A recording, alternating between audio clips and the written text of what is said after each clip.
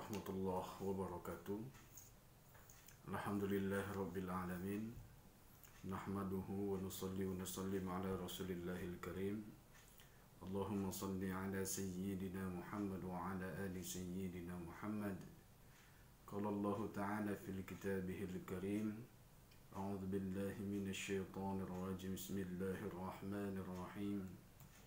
يا أيها الذين آمنوا هل أدلكم على تجارة تنجيكم من عذاب أليم تؤمنون بالله ورسوله وتجاهدون في سبيل الله بأموالكم وأنفسكم ذلكم خير لكم إن كنتم تعلمون بسم الله الرحمن الرحيم الحمد لله رب العالمين الرحمن الرحيم مالك يوم الدين إياك نعبد وإياك نستعين اهدنا الصراط المستقيم صراط الذين أنعمت عليهم غير المغضوب عليهم ولا الضالين آمين.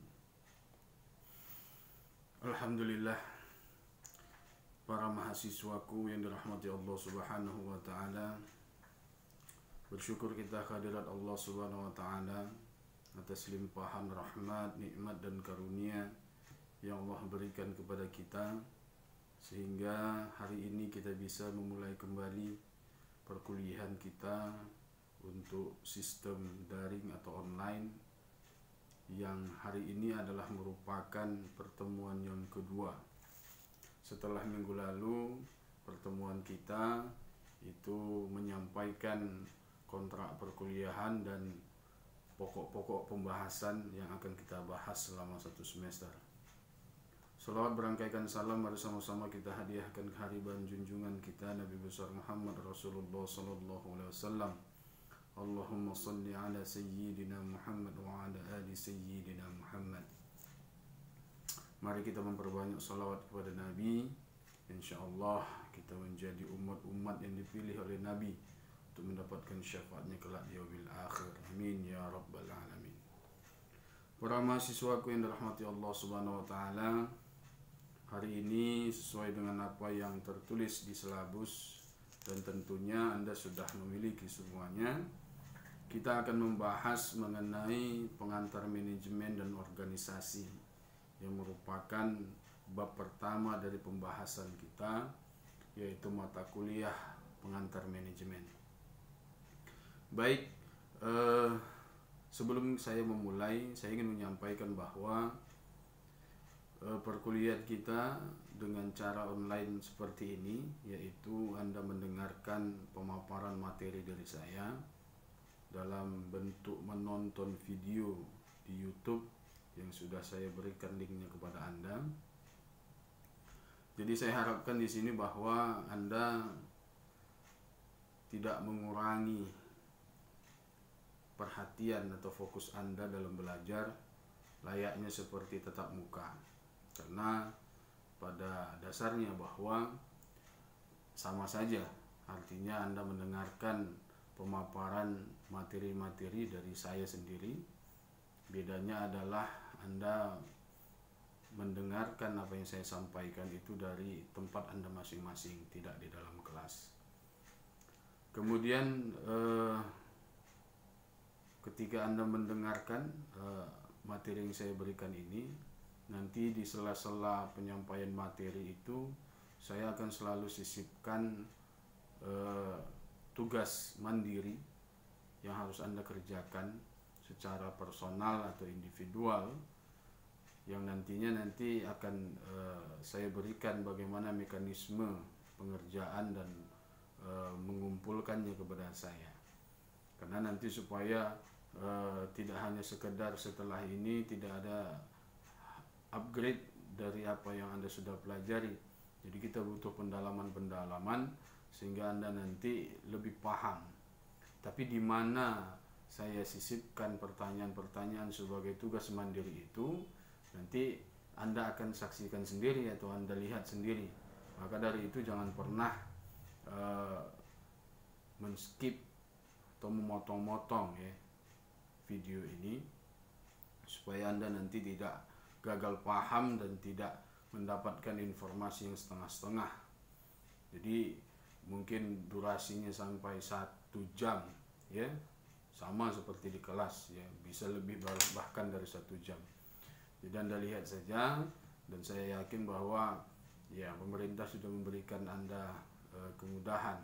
Kalaupun tidak, saya pikir untuk menonton YouTube ini tidak terlalu banyak lah kuota yang dihabiskan dibandingkan kalau kita menggunakan Zoom. Baik, pembahasan kita, saya ulangi lagi, adalah mengenai pengantar manajemen dan organisasi. Anda akan mempelajari bab ini ya, bahwa mempelajari pengantar manajemen ini sejatinya adalah supaya Anda paham sebenarnya ya, apa yang dimaksud dengan manajer atau siapa manajer itu, kemudian apa manajemen itu, apa organisasi itu. Jadi ketika Anda sudah paham itu semua, Anda akan mengerti bahwa oh ternyata ilmu manajemen itu sangat penting. Kemudian oh ternyata bahwa menjadi seorang manajer itu tidak mudah. Sangat banyak hal-hal yang harus dia pahami dan dia kerjakan supaya perusahaan itu menjadi untung atau baik. Maka untuk menjadi manajer yang baik sesuai dengan keinginan perusahaan itu sebenarnya tidak mudah. Apa yang akan Anda pelajari ini nanti atau sasaran pembelajaran Anda, yang pertama Anda akan mampu mengklasifikasikan ya karyawan manajerial dan non manajerial.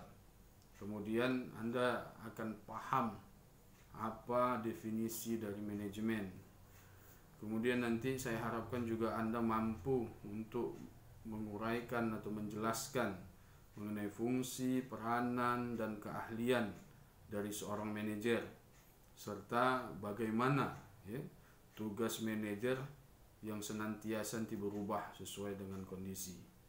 Kemudian saya harapkan juga mampu untuk menjelaskan bagaimana karakteristik sebuah organisasi. Dan yang paling penting Anda paham ya, kenapa Anda harus mempelajari ilmu manajemen. Baik, para mahasiswa yang dirahmati Allah Subhanahu wa taala, kalau kita mendengar kata manajer, ini berarti dalam pikiran kita adalah seseorang yang memiliki pekerjaan yang rumit, karena dia harus bisa membawa perusahaan itu menjadi perusahaan yang berhasil. Arti berhasil di sini adalah sesuai dengan apa yang telah direncanakan. Ya, kita selalu menganggap bahwa manajer itu adalah orang yang keren gitu. Memang iya, tetapi di balik kerennya itu ada satu pekerjaan yang sangat besar yang harus dikerjakan atau harus diselesaikan oleh seorang manajer. Nah, kalau kita melihat manajer dari cara pandang yang luas, jadi manajer itu sebenarnya bukan hanya ada di perusahaan-perusahaan swasta ya, yang bergerak di bidang produksi, pemasaran, dan lain-lain sebagainya. Nah, kalau kita lihat manajer itu secara luas itu bisa di mana saja ya. Bisa mereka di korporasi besar hingga perusahaan-perusahaan swasta kecil ya. Bisa mereka juga ditemukan di pemerintahan ya, di rumah sakit, bahkan di badan-badan nirlaba ya. Artinya tempat-tempat yang memang di situ tidak fokus untuk mencari keuntungan. Bahkan di lembaga-lembaga kampanye politik juga ada manajer. Jadi kalau kita lihat secara luas bahwa manajer itu bisa ditemukan di mana saja. Hanya nanti kita melihat definisinya. Kalau dia mengerjakan sesuatu yang memang itu merupakan pekerjaan dari manajer, tentunya yang sesuai dengan ilmu manajemen, maka kita akan menganggap dia, oh ini manajernya, inilah dia orang yang mengatur semuanya. Pertanyaan berikutnya adalah siapakah manajer itu? Nah, ini pertanyaan yang mesti kita pahami, bahwa seorang manajer itu sebenarnya adalah seseorang yang melakukan koordinasi dan pengawasan terhadap pekerjaan orang lain. Nah, sehingga sasaran-sasaran organisasi atau perusahaan yang dicapai itu bisa terpenuhi, ya. Nah, pekerjaan seorang manajer itu bukanlah menyelesaikan pekerjaan atau tugas-tugasnya secara pribadi, ya. Akan tetapi pekerjaan manajer itu adalah berupaya membantu orang lain menyelesaikan tugas-tugas mereka dengan baik. Nah, di dalam perusahaan itu, manajer itu memiliki 3 tingkatan. Kalau kita melihat dari sisi piramida, struktur piramida manajer, ya, secara tradisional, ya, bahwa ada 3. Kita mengenalnya dengan yang pertama, manajer lini pertama, atau disebut dengan first line manager. Nah, ini tugasnya adalah untuk mengelola pekerjaan para karyawan non-manajemen, yang biasanya melibatkan kegiatan memproduksi barang-barang atau jasa bagi para pelanggan atau organisasi. Nah, manajer lini pertama ini seringkali juga disebut dengan penyelia atau supervisor, ya. Namun juga dapat disebut dengan manajer shift kerja atau shift manager. Dikenal juga nanti termasuk juga dalam bagiannya adalah manajer distrik, manajer departemen, atau manajer kantor, atau office manager. Itu lini yang pertama atau tingkatan manajer tingkat pertama. Lalu ada manajer tingkat menengah. Ini dikenal dengan middle manager. Apa yang disebut dengan middle manager? Middle manager adalah mereka yang berada pada posisi di antara jenjang terbawah dan jenjang teratas organisasi. Jadi middle itu artinya tengah, ya, pertengahan, ya. Nah, para manajer dari kelompok middle manager ini atau kelompok tingkat menengah ini tugasnya adalah mengelola pekerjaan para manajer tingkat lini pertama, ya, dan dapat memiliki sebutan atau nama jabatan, title-nya, ya, bisa disebut dengan manajer regional atau pimpinan proyek atau project leader, kemudian store manager, kemudian manajer divisi. Itu dia. Jadi memang pekerjaannya itu bukan mengatur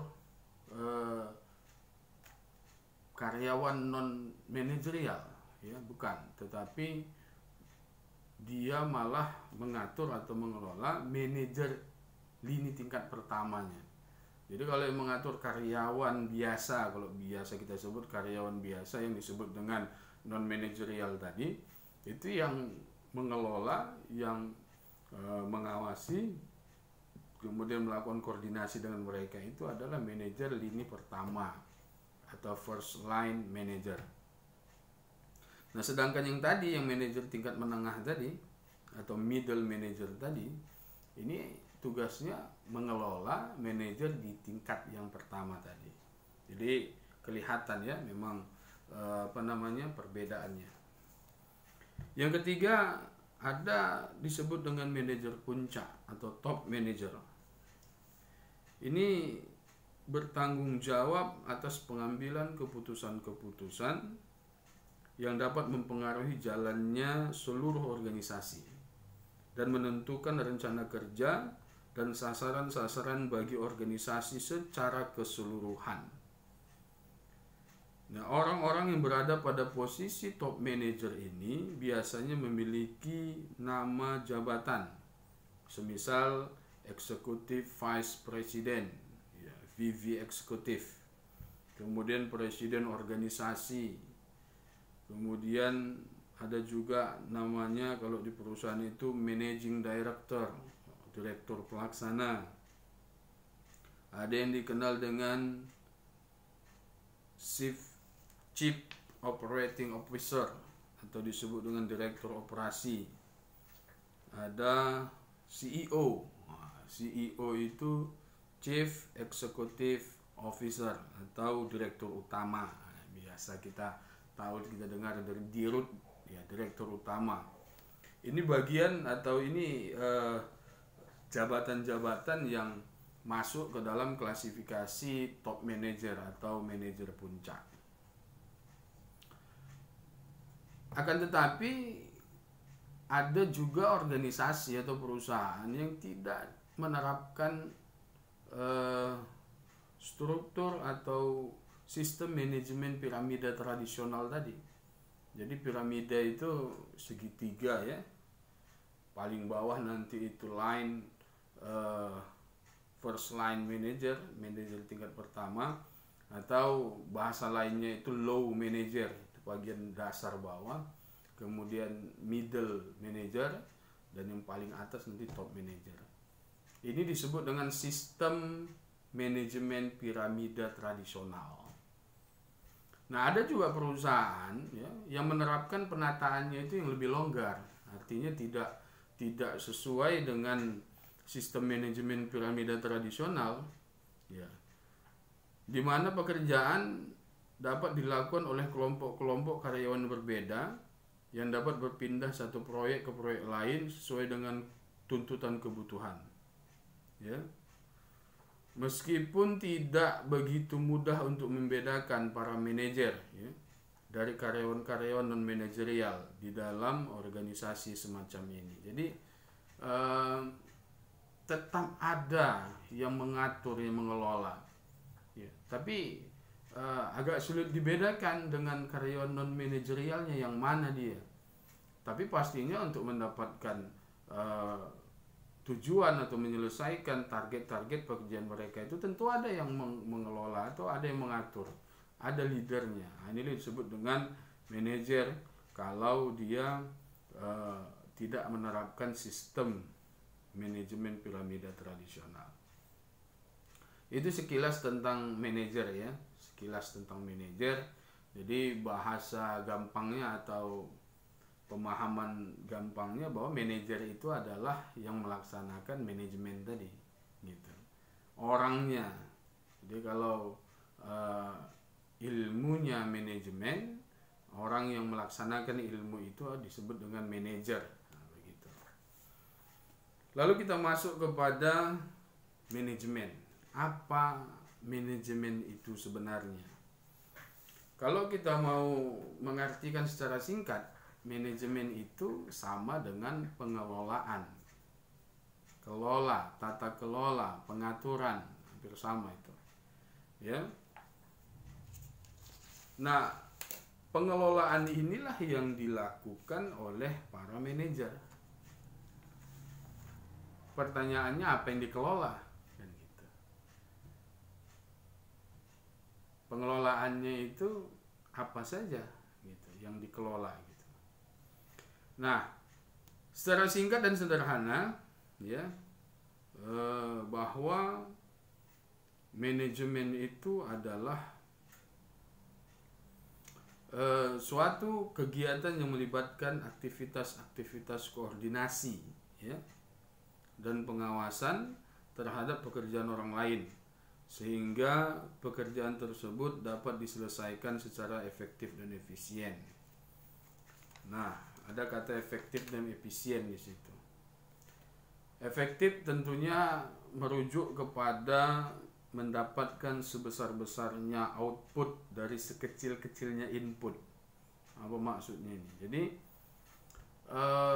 kalau bisa yang dilakukan itu tidak banyak, tetapi kalau bisa hasilnya banyak, begitu efektif.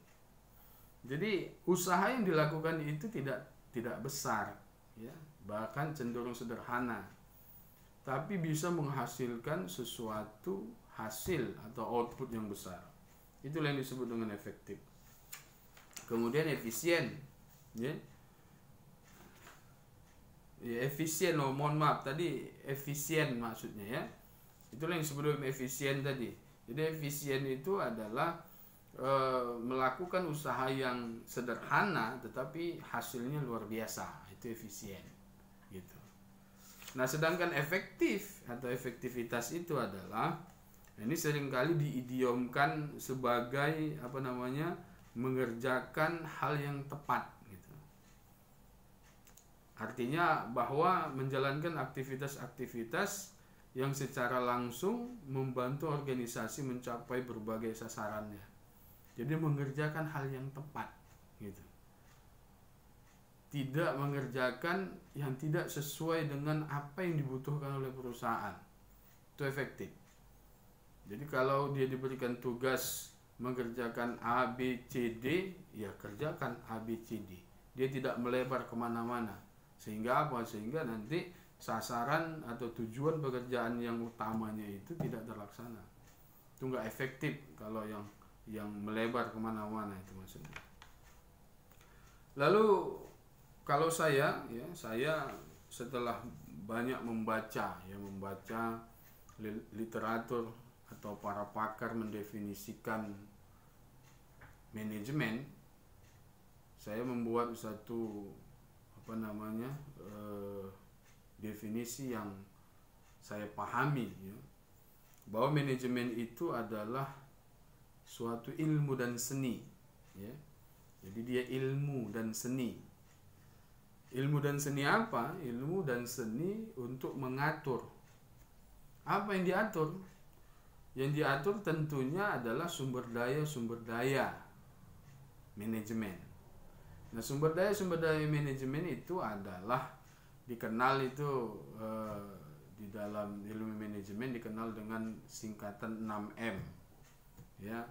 Mulai dari man itu adalah manusia, ya, orang yang bekerja, karyawan kah, pegawai kah, buruh kah, man. Kemudian ada money itu modal, capital. Setelah money ada method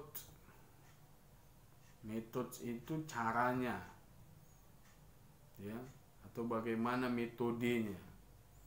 Kemudian ada machine ini adalah instrumen atau peralatan, alat-alat yang digunakan untuk melaksanakan pekerjaan, ya, baik produksi dan lain-lain lah, ya.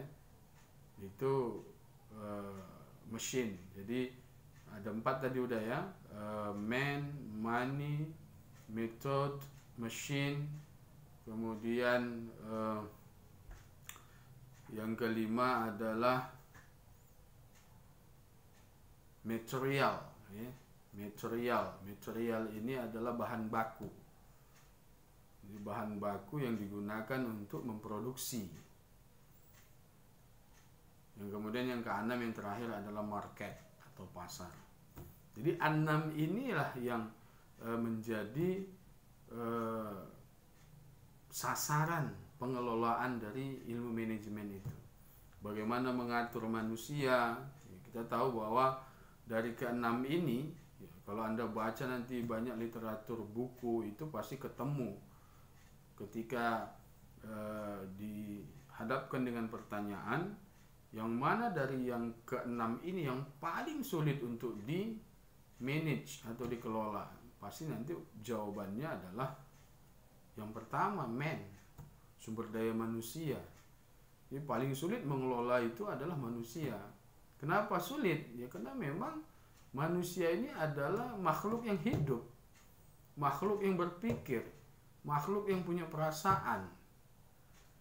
Ya, sementara yang mengelola juga makhluk yang hidup, artinya manusia juga. Jadi manusia mengatur manusia. Nah tentunya kalau manusia mengatur manusia ini akan terjadi tarik menarik gitu ya, atau ulur mengulur, tarik ulur yang bisa menyebabkan banyak fenomena masalah yang terjadi ya, sikap, perilaku, cara berpikir ya. Orang yang lahir dari rahim yang sama saja ya, bahkan disebut kembar ya, kembar itu tidak sama, pasti ada perbedaan di antara mereka. Dalam dunia kerja apalagi, satu orang manajer nanti mengelola banyak karyawan ya, walaupun sudah dibuat aturan-aturan di dalam perusahaan, tapi pasti ditemukan masalah-masalah ketidakdisiplinan, ketidakloyalan ya, kinerja yang rendah dan lain sebagainya. Jadi paling sulit itu. Nah kalau money, machine, method, material, market ini kan bisa diatur ya dengan lebih gampang kalau ilmunya tahu dan memang ada aturan-aturan yang memang mempermudah untuk pengaturan atau pengelolaan sumber dayanya. Lalu saya ulang tadi ya, jadi manajemen itu adalah ilmu dan seni untuk mengatur sumber daya yang ada. Sumber daya yang ada ini tadi ada 6M, mulai man, money, method, machine, materials, dan market. Dengan cara apa mengelolanya? Ya mengelolanya dengan cara melaksanakan yang disebut dengan fungsi-fungsi manajemen. Apa saja fungsi-fungsi manajemen itu? Fungsi manajemen itu secara umum atau garis besar itu ada 4 ya. Dikenal dengan POAC, POAC. P-nya adalah planning, O-nya itu organizing, A-nya itu actuating, dan C-nya itu adalah controlling. POAC. Tapi nanti seiring waktu berkembang ya. Berkembang ilmu itu, berkembang fungsi-fungsi manajemen itu ke arah yang lebih spesifik lagi. Nanti kita bahas, nanti ada beberapa perubahan-perubahan. Dengan melaksanakan fungsi-fungsi manajemen tadi. Untuk apa? Untuk mencapai tujuan yang telah ditetapkan perusahaan. Nah, kenapa disebut ilmu dan seni? Ada 2 syarat dikatakan ilmu. Yang pertama, dia disebut ilmu kalau sifatnya universal. Artinya dimanapun, di belahan dunia manapun, ilmu itu tetap sama. Mungkin bahasanya saja yang berbeda. Yang kedua, disebut ilmu karena bisa dipelajari dan bisa diajarkan kepada orang lain. Maka dia disebut ilmu. Kemudian ada kata seni tadi. Seni itu merujuk kepada gaya seorang manajer ya, untuk menyelesaikan permasalahan-permasalahan dari proses pengelolaan yang dilakukan. Ya, tentunya pengelolaan yang dilakukan di dalam perusahaan atau organisasi itu memiliki banyak permasalahan. Nah sekarang adalah bagaimana ya dia mampu menyelesaikan itu. Terlebih lagi kalau perlibatan masalah itu terkait dengan sumber daya manusia, ini harus punya seni ya. Ada yang namanya aturan, ada namanya kebijakan ya kan? Aturan itu nggak boleh dilanggar. Tapi kalau aturan itu nanti bertentangan misalkan dengan asas-asas hak manusia, nanti seorang manajer itu harus tahu memainkan iramanya. Kapan dia harus menegakkan peraturan itu, kapan dia harus sedikit melonggarkannya, kemudian memberikan kebijakan. Tentunya kebijakan itu tidak boleh bertentangan atau merugikan perusahaan. Ya, itu harus punya seni dia. Kalau manajer tidak memiliki seni, maka nanti yang dilakukan dia monoton. Ya. Baik, saya pikir Anda sudah mendapat gambaran mengenai apa manajer, kemudian apa manajemen itu. Maka untuk memberikan Anda pendalaman, ya, untuk memberikan Anda pendalaman tentang definisi manajer dan definisi manajemen, saya akan memberikan Anda tugas mandiri, ya, tugas mandiri. Apa tugas mandirinya? Tugas mandirinya adalah Anda mencari kemudian menuliskan dengan tulisan tangan, ya. Saya tidak mau Anda mengetik. Bukan berarti saya ingin mengajak Anda kembali ke masa lalu yang belum ada komputer, ya. Tetapi saya ingin memberikan Anda pendalaman. Jadi nanti Anda mencari definisi. Definisi apa? Yang pertama definisi, ya, tugas mandiri poin A-nya adalah Anda mencari dan menuliskan definisi manajer menurut para ahli. Dari mana sumbernya? Sumbernya boleh dari buku, boleh dari jurnal, boleh cetak, boleh juga secara digital. Ya. Berapa banyak? Cukup 10 aja. Tetapi dalam definisi itu Anda mesti mencantumkan yang pertama nama pakarnya, yang kedua sumbernya, buku apa judulnya, atau kalau jurnalnya apa judulnya, kemudian tahun buku atau jurnal itu, kemudian halaman buku atau jurnal itu, artinya halaman di mana kutipan dari definisi itu Anda temukan. Setelah itu penerbit buku dan jurnal, kalau Anda cari di jurnal itu harus ada. Supaya apa? Supaya memang ilmiah apa yang Anda tuliskan itu berdasarkan kepada karya-karya ilmiah orang lain atau sumber referensi yang kapabilitasnya bisa dipertanggungjawabkan atau kapasitasnya bisa dipertanggungjawabkan.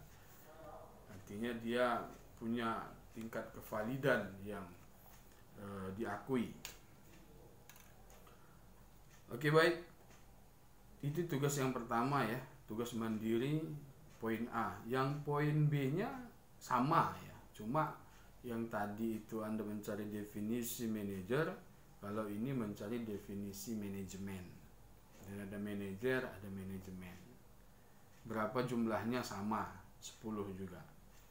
Ya, jadi Anda cari di berbagai referensi, Anda temukan siapa pakarnya, kemudian di mana nama buku atau jurnalnya, kemudian tahunnya, halamannya, penerbitnya.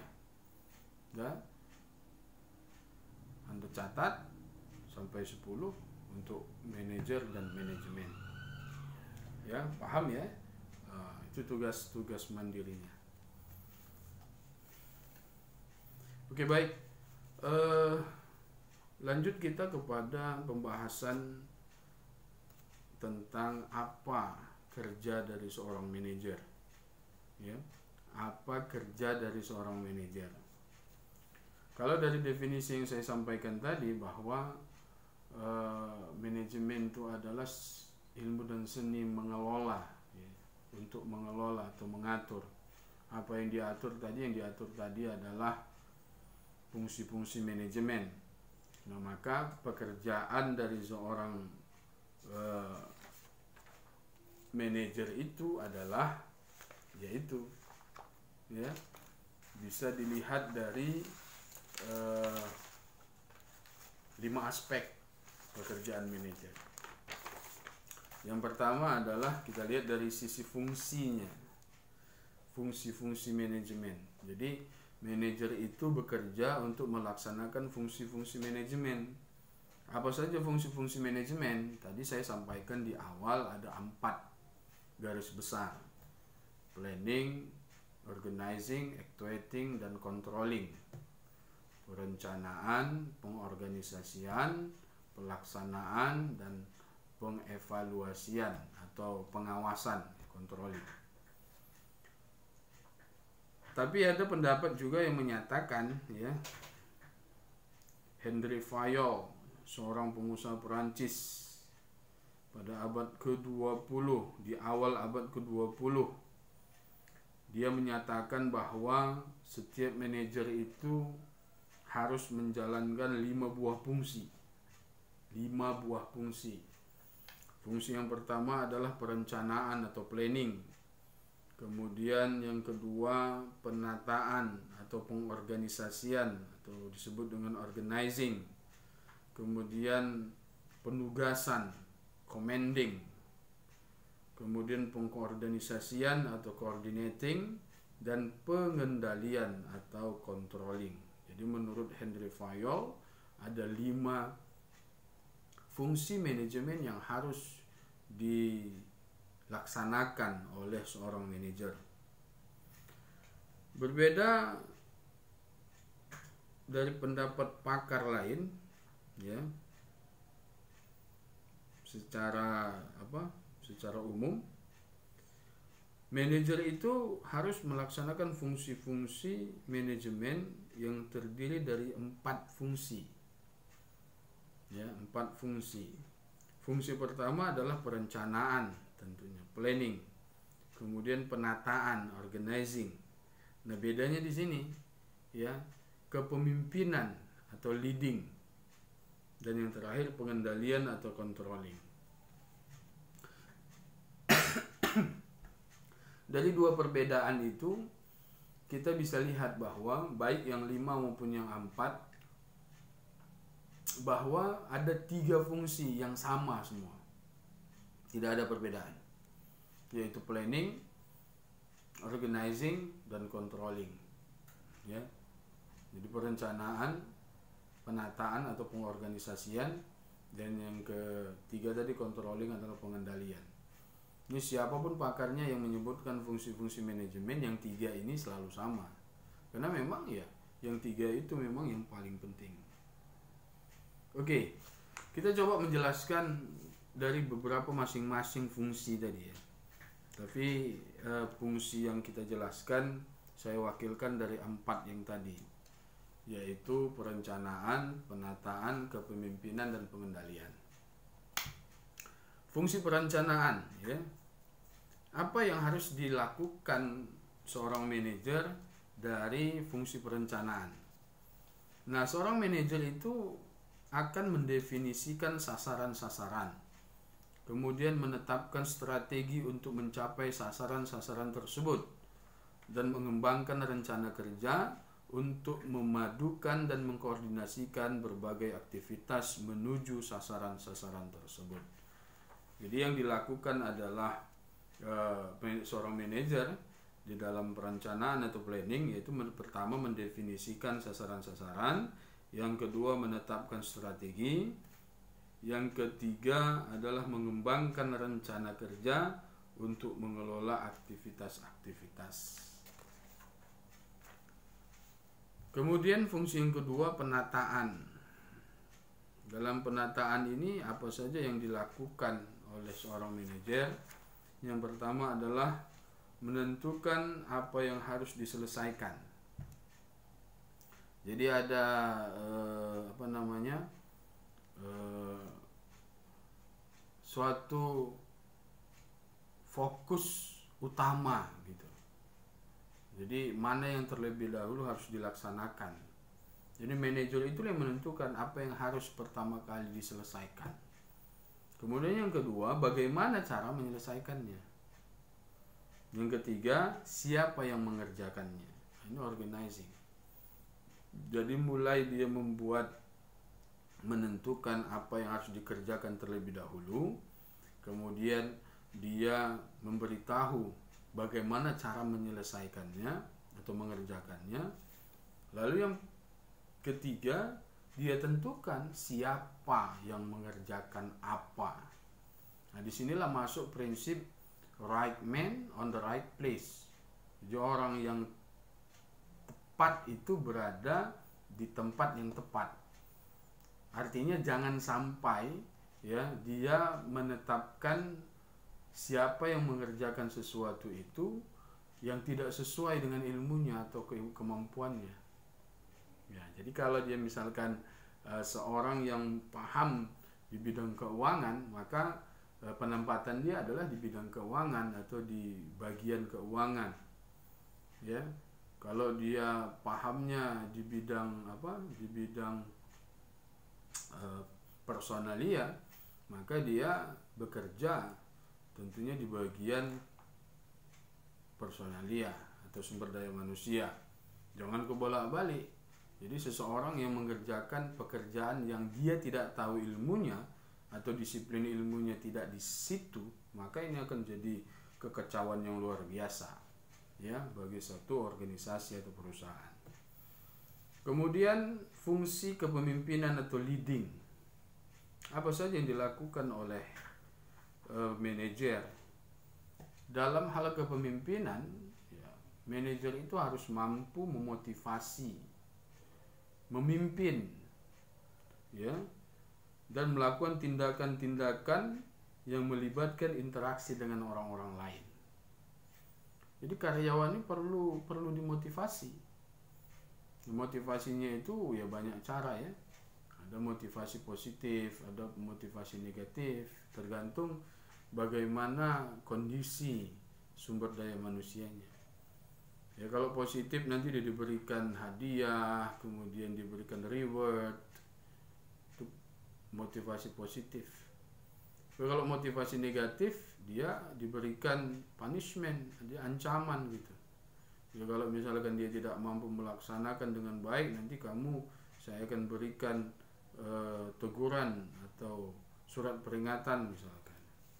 Jadi dengan adanya teguran itu, dengan peringatan itu dia bekerja dengan baik. Atau yang positif tadi, ada hadiah yang menanti, ada reward yang menanti, sehingga dalam gambaran dia, dia harus bekerja dengan baik ini supaya apa? Supaya nanti dia dapat hadiah tersebut. Nah, itu merupakan pekerjaan-pekerjaan yang dilakukan oleh manajer dalam hal kepemimpinan. Kemudian yang terakhir adalah pengendalian atau controlling. Jadi manajer itu dalam hal pengendalian atau controlling, tugasnya adalah atau pekerjaannya adalah mengawasi aktivitas-aktivitas demi memastikan segala sesuatunya terselesaikan sesuai dengan rencana. Nah, pada akhirnya nanti dia harus pastikan itu. Ini semua orang yang berada dalam kendalinya, apakah sudah melaksanakan pekerjaannya itu sesuai dengan apa yang sudah direncanakan, apa yang sudah diatur. Ya. Jadi kalau mereka bekerja sesuai dengan rencana, ya ini bisa disebut dengan kesuksesan seorang manajer. Kemudian kalau kita melihat dari sisi fungsi, sekarang dari sisi peran. Peran manajer. Jadi salah satu pekerjaan manajer itu adalah dia harus memberikan peranan. Ya, memberikan peranan kepada perusahaan. Apa saja peranan dari seorang manajer? Peranan dari seorang manajer adalah seperti yang digagas oleh Mintzberg.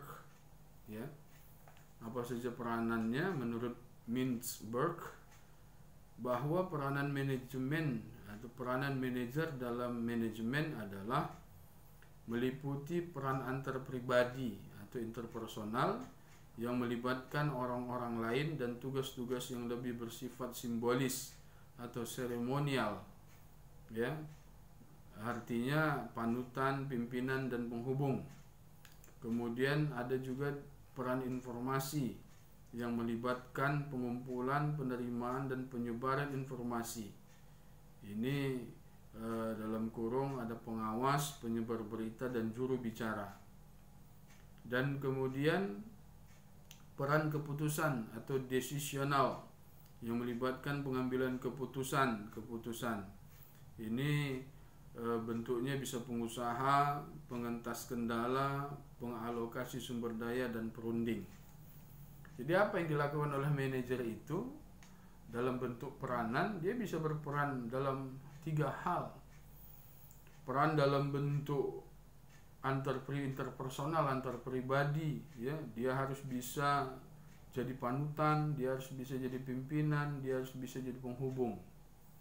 Kemudian peran manajer dalam hal informasi, ya, yang melibatkan pengumpulan, penerimaan, dan penyebaran informasi. Berarti dia harus bisa berperan sebagai pengawas, penyebar berita, jubir atau juru bicara. Itu harus bisa dilakukan oleh seorang manajer. Kemudian yang ketiga, peran pengambil keputusan atau decision maker. Ini juga dia bisa harus berperan seperti itu. Dia harus berperan sebagai pengusaha, pengentas kendala atau pencari solusi, ya, problem solving, ya, problem solver. Kemudian pengalokasi sumber daya dan perunding. Ya, kalau ada permasalahan-permasalahan di perusahaan terkait perusahaan dengan karyawan, ya manajer ini harus bisa berperan sebagai perunding, ya, untuk menyelesaikan masalah itu. Kemudian kerja manajer jika kita lihat dari keahlian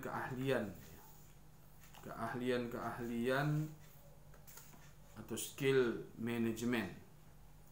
Nah, keahlian manajemen yang digagas, kita ambil apa yang digagas oleh Katz, meliputi keahlian teknis atau pengetahuan dan keterampilan yang terkait dengan sebuah pekerjaan tertentu. Itu yang pertama. Yang kedua, keahlian hubungan antar manusia atau kemampuan untuk bekerja sama dengan baik dengan orang lain. Dan keahlian konseptual atau kemampuan untuk berpikir dan memahami masalah. Nah, keahlian teknis sangat penting bagi para manajer di jenjang-jenjang bawah. Jadi kalau first line manager, jadi manajer tingkat pertama itu keahliannya itu dalam bentuk teknis, karena dia yang berhubungan langsung dengan pekerjaan produksi misalkan. Kemudian keahlian bagi para manajer di jenjang-jenjang atas, ya, yaitu kemampuan hubungan antar manusia. Ini sangat penting mereka ketahui bagi para manajer di semua jenjang organisasi. Lagi-lagi seperti di awal saya katakan, mengelola manusia ini yang paling sulit. Jadi harus memiliki kemampuan untuk bagaimana membuat hubungan antar manusia di dalam perusahaan itu baik-baik saja atau bahkan harmonis malah. Ya, kemudian pekerjaan manajer kalau kita pandang dari sisi perubahan, ya, perubahan yang dimaksud di sini adalah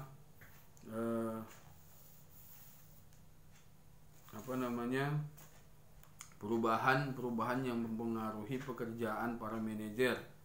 Di antaranya adalah kemajuan teknologi atau digitalisasi, peningkatan ancaman keamanan, peningkatan kepedulian pada etika kerja, dan peningkatan persaingan. Ya. Yang terakhir terkait dengan inovasi, di mana para manajer itu harus memperhatikan betul masalah pelayanan pelanggan, karena perilaku dan sikap para karyawan membawa dampak yang besar terhadap kepuasan pelanggan. Nah, para manajer juga harus memperhatikan masalah inovasi, karena hal ini penting bagi organisasi agar tetap memiliki daya saing. Kalau perusahaan itu bergerak di bidang produksi, kemudian pendistribusian produknya kepada konsumen, ini sangat penting untuk diketahui oleh seorang manajer. Jadi dia harus tahu bagaimana menghadapi pelanggan, karena memang pelanggan itu yang menjadi sumber target perusahaan untuk mendapatkan keuntungan. Karena barang yang kita produksi, yang kita jual itu ya konsumen yang akan menikmati.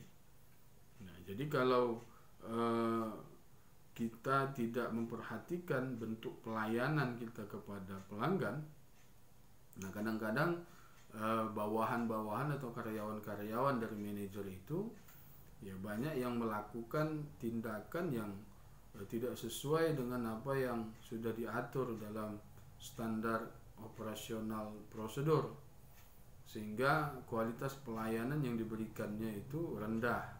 Ini akan berdampak besar bagi apa? Bagi siapa? Bagi perusahaan.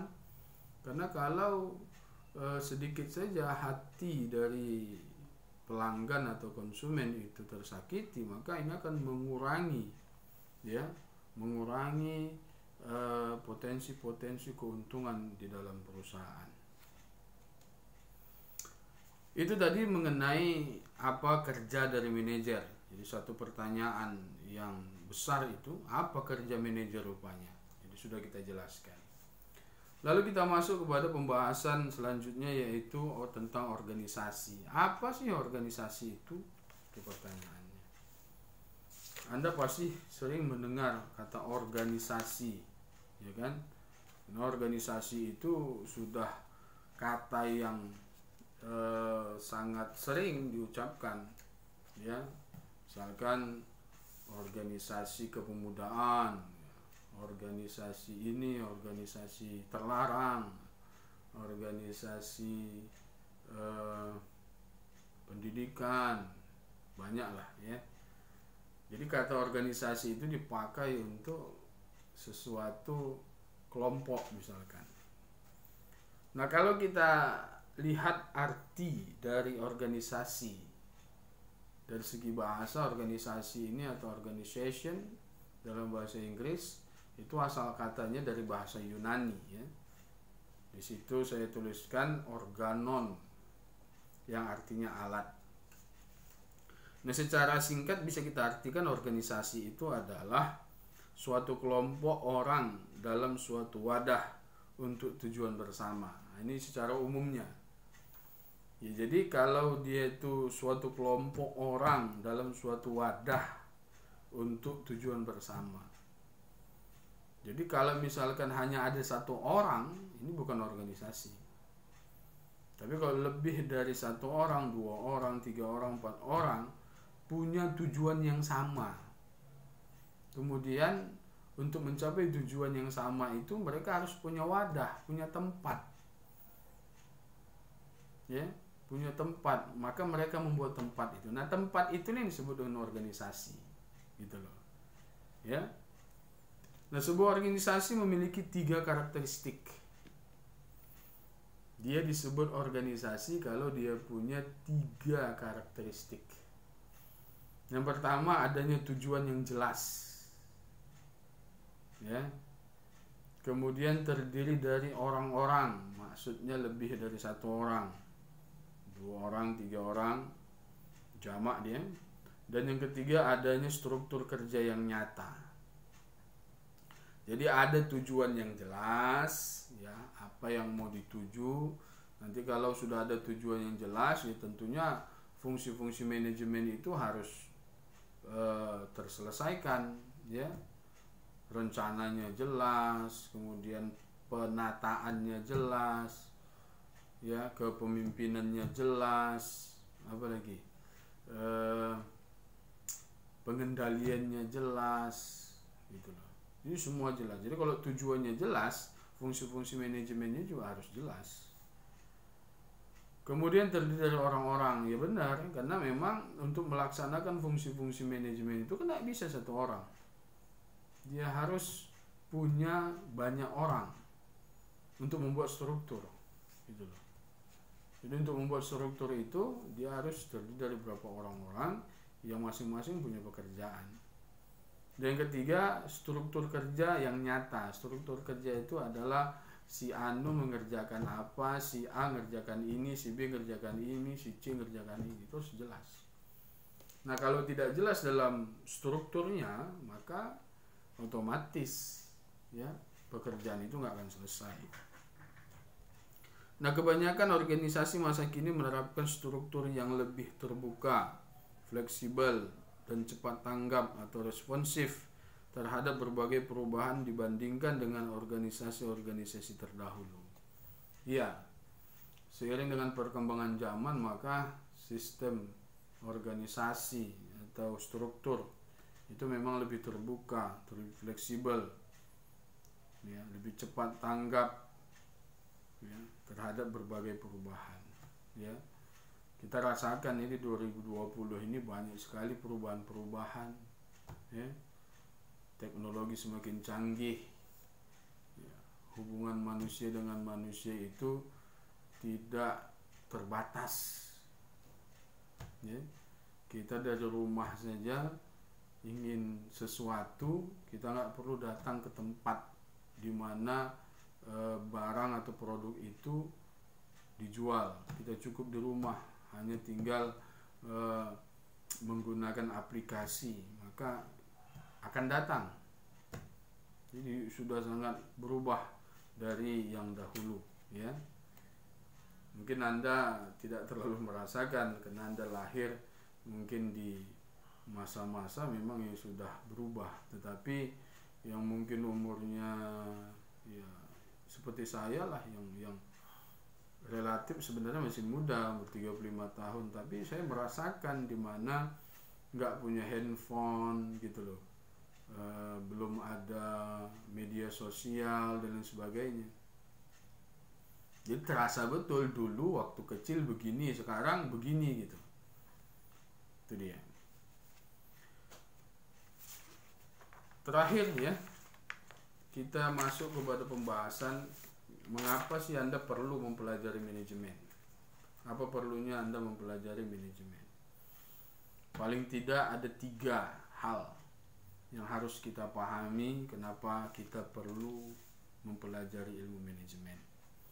Yang pertama, universalitas ya, universalitas manajemen yang merujuk pada fakta bahwa para manajer dibutuhkan di segala bentuk dan ukuran organisasi, di setiap jenjang dan bidang kerja organisasi, dan di berbagai tempat di seluruh dunia.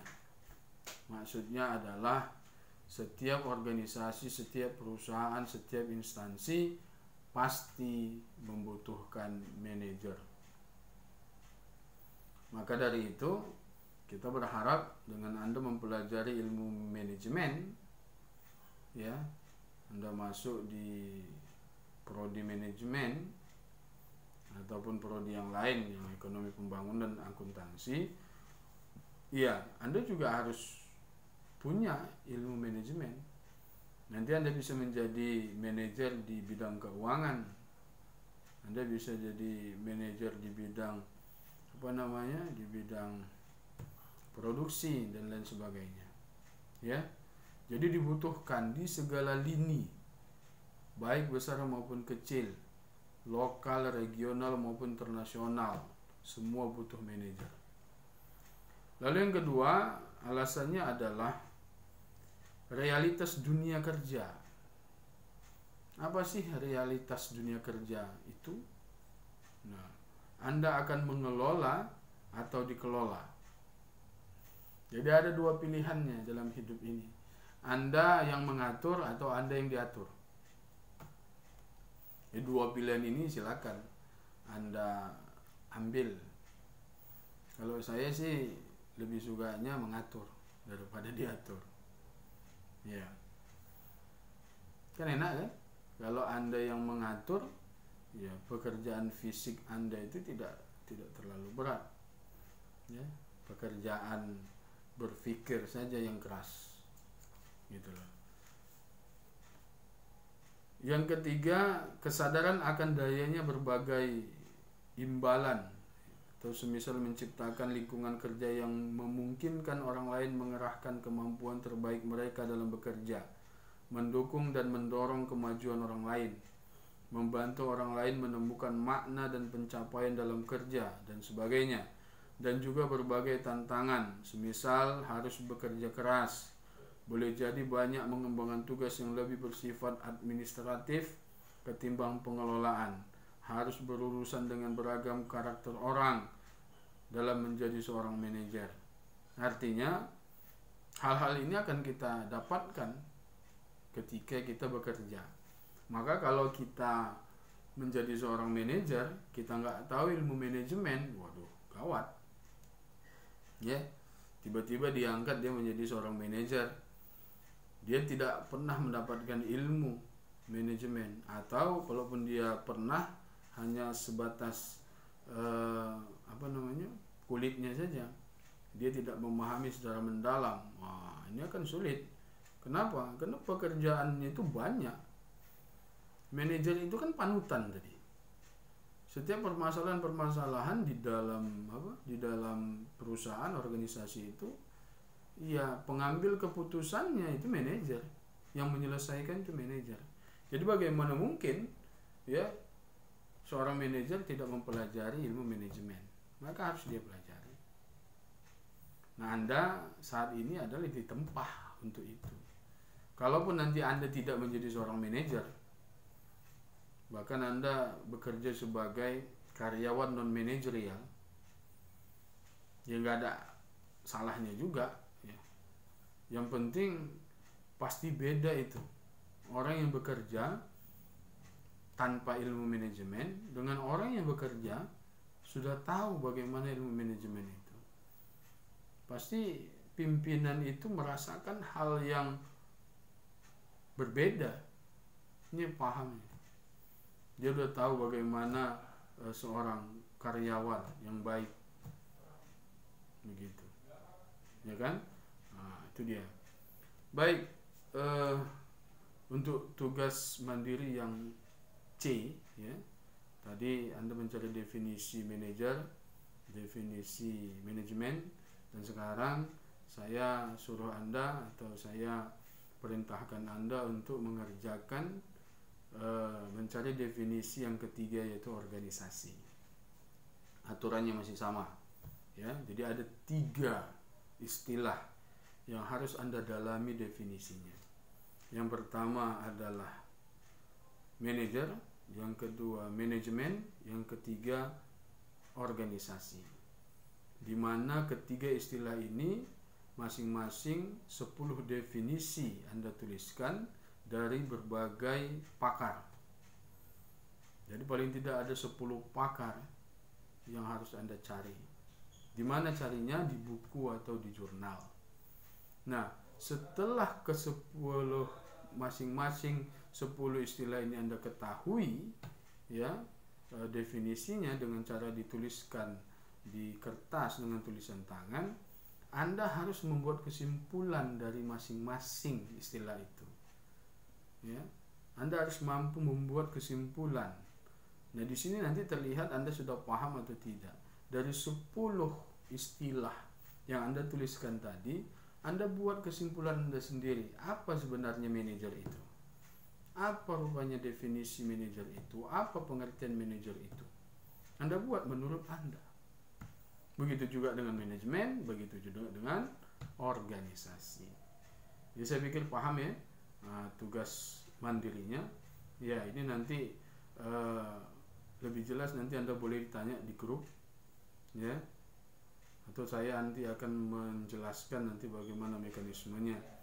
Ya, yang penting dalam 1 minggu ini Anda selesaikan. Minggu depan nanti pada waktunya sebelum kita kuliah, ya, untuk pertemuan berikutnya Anda sudah kumpulkan. Intinya lebih cepat lebih baik. Kenapa? Karena saya selalu kalau ada tugas kemudian dikumpul, saya akan koreksi. Kalau tidak sesuai dengan apa yang sudah disistematikan, maka akan saya suruh ulang. Nah, begitu, ya, saya ulangi, ya. Oke, begitu saja. Terima kasih. Kita ketemu di pertemuan berikutnya. Ya, terima kasih. nasrun minallah wa fathun qarib wa basyiril mu'minin. Assalamualaikum warahmatullahi wabarakatuh.